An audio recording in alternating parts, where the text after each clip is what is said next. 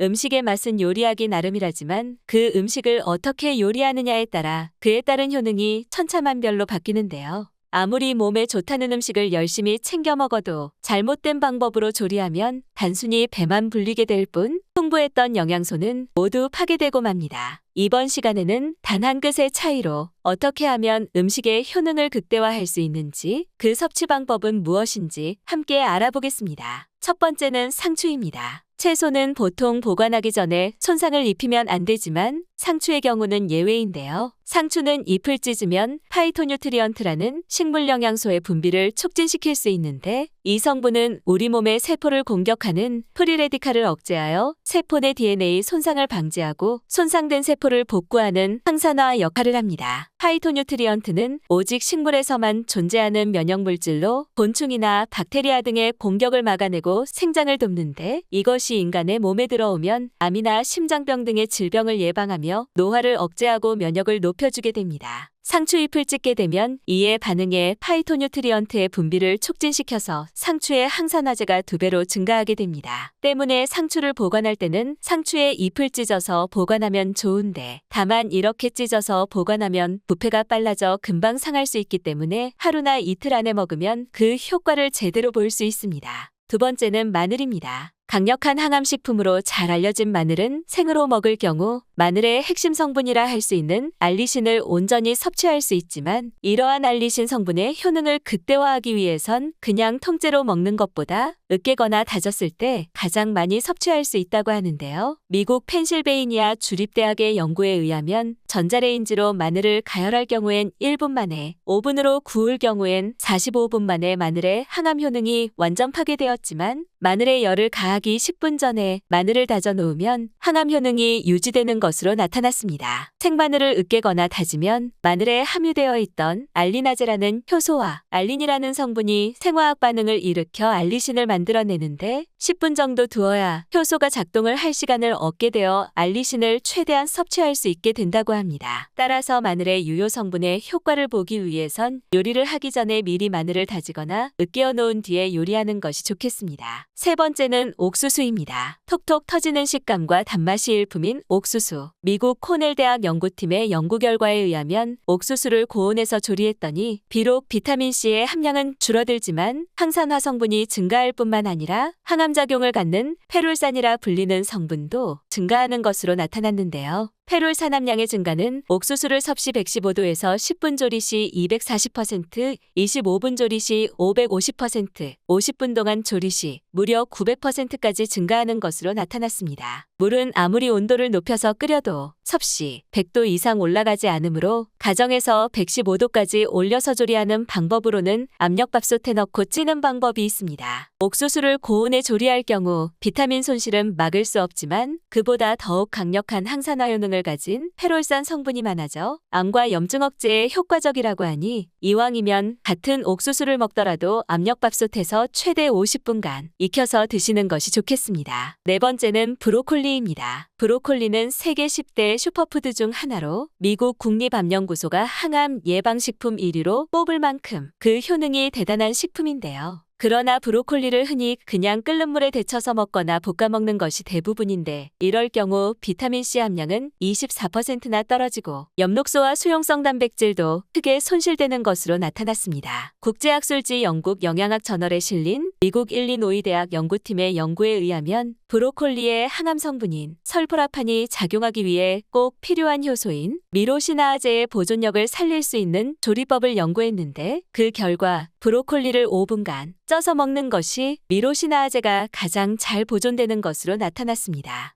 여기에 더해 고추냉이나 겨자와 함께 먹으면 고추냉이나 겨자에 함유되어 있던 시니그린 성분이 브로콜리의 미로시나아제 효소를 강화시켜 항암 효과를 더욱 극대화할 수 있다고 합니다. 따라서 5분간 찐 브로콜리를 고추냉이나 겨자와 함께 먹는 것이 가장 좋은 방법이 되겠습니다. 다섯 번째는 가지입니다. 폭신한 식감이 일품인 가지는 값은 저렴하면서 몸에 좋은 유효 성분이 풍부해 숨은 보석과 같은 채소인데요. 한국식품영양과학회지에 발표된 연구에 의하면 가지를 물에 끓이거나 전자레인지에 넣어 조리하는 것보다 찌는 방법으로 조리하면 가지의 항산화 성분인 클로로겐산을 더 많이 섭취할 수 있는 것으로 나타났는데요. 클로로겐산은 노화를 일으키고 성인병을 일으키는 주범인 활성산소를 제거하며 심혈관 질환, 체내 염증 제거에도 도움이 된다고 알려져 있는 성분입니다. 특히 흥미로운 점은 가지를 조리하는 시간에 따라 클로로겐산의 함량이 달라진다는 것인데 처음 생가지의 클로로겐산 함량은 100g당 271mg이지만 가지를 9분 정도 찌면 315mg, 12분 후 375mg, 17분 후에는 335mg으로 증가하였습니다. 17분을 찌면 클로로겐산 함량이 335mg으로 생가지보다는 증가했으나 12분을 쪘을 때보다는 오히려 줄어든 것으로 나타났습니다. 또한 찌는 방법과는 다르게 끓이거나 전자레인지에 넣어 조리하면 클로로겐산의 함량이 크게 줄어드는 것으로 나타났는데 가지를 2분만 끓여도 그 양이 10분의 1 이상 줄어들었고 전자레인지에 넣고 조리했을 때도 마찬가지로 클로로겐산의 함량이 크게 감소하는 것으로 나타났습니다. 가지의 칼슘 성분 역시 찜기에 쪘을 때 가장 많았는데 조리 시간이 길어질수록 가지 조직과 세포벽에서 칼슘이 더 많이 녹아 나오는 것으로 나타났습니다. 이처럼 가지를 조리할 때는 12분 정도 쪄서 드시는 것이 가지의 좋은 성분을 가장 많이 섭취할 수 있습니다. 여섯 번째는 양파입니다. 양파는 썬 직후 조리하기보다 실온에 15에서 30분 정도 놔둔 후에 조리하는 것이 좋은데 그 이유는 양파가 산소와 접촉하면 양파의 매운 성분인 황화알이 체내에 유익한 효소로 변하기 때문입니다. 특히 양파를 썰 때 산소와 닿는 면적이 많도록 잘게 썰어두면 효과를 높일 수 있는데 이때 발생한 황화알의 성분은 혈관을 확장해 혈액순환을 돕고 혈전이 생기는 것을 방지해 고혈압이나 동맥경화, 뇌경색, 심근경색 등 심혈관 질환에도 효과적입니다. 또한 많은 분들이 양파의 갈색 겉껍질뿐만 아니라 살짝 색이 비치는 두 번째 껍질까지 전부 벗기는 경우가 많은데 이럴 경우 칼슘은 약 98%, 마그네슘은 약 87% 손실된다고 하는데요. 겉껍질에 가까울수록 항산화 성분인 케르세틴과 플라보노이드가 껍질 속 알맹이보다 30에서 40배가량 많아 세포 노화를 막는 것은 물론 치매 예방, 항염증 효과도 크게 얻을 수 있기 때문에 겉껍질은 되도록 적게 벗겨서 드시는 것이 좋겠습니다. 일곱 번째는 당근입니다. 당근은 흔히 샐러드에 넣어 먹거나 갈아 마시는 경우가 많은데요. 그러나 당근을 생으로 먹으면 흡수율이 낮다는 치명적인 단점이 있습니다. 유럽 영양학회지에 실린 연구에 따르면 당근 100g을 기준으로 생으로 먹거나 쪄서 먹거나 끓여 먹는 방식으로 조리법에 따른 영양 성분을 비교한 결과 생으로 먹었을 땐 노화를 방지하는 강력한 항산화 성분인 카로티노이드의 섭취량이 7,300마이크로그램이었으나 익힐 경우 8,300마이크로그램까지 늘어난 것으로 나타났습니다. 뿐만 아니라 당근의 풍부한 유효 성분들은 생으로 먹을 때의 흡수율이 고작 10%였지만 익혀 먹을 때는 무려 50에서 70%까지 높아지는 것으로 나타났습니다. 당근에 함유된 카로티노이드의 일종인 베타카로틴은 지용성 비타민이기 때문에 기름에 조리하여 드시면 흡수율을 더욱 크게 높일 수 있습니다.